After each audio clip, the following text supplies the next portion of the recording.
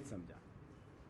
पर आज भारतीय जनता पार्टी के एक काबीना मंत्री विजय शाह जी ने जिस तरीके से उन बेटियों को जिन्होंने पाकिस्तान की सेना को थर्रा दिया, उन बेटियों के खिलाफ इतने अनर्गल तरीके से अपनी बात कही, इतने छोटे शब्दों में अपनी बात कही, मैं पूरी भावना को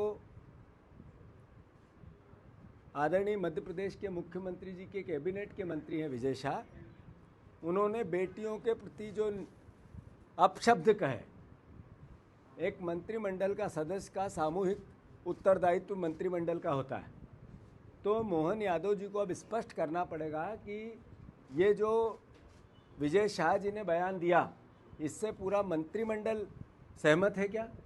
पूरी भारतीय जनता पार्टी सहमत है क्या? और अगर भारतीय जनता पार्टी सहमत नहीं है तो इसी वक्त विजय शाह को बर्खास्त करना चाहिए, विजय शाह जी को इसी वक्त बर्खास्त करना चाहिए। आखिर वो बेटियां जिन्होंने सेना में रहते हुए अपने प्राणों को दांव पे लगा के देश के सम्मान को बढ़ाया, उनके लिए इतने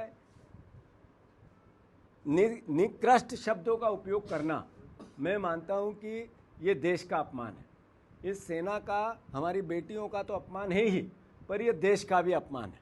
तो ऐसा मंत्रिमंडल का एक सदस्य जो देश का अपमान करता है, बेटियों के लिए, ऐसी बहादुर बेटियों के लिए, देश की बेटियों के लिए जो सीमा पे सेना में काम करते हुए देश की रक्षा करती है, उनके लिए इतने निंदनीय शब्द कहते हैं, वो क्या मंत्रिमंडल में बने रहने लायक है?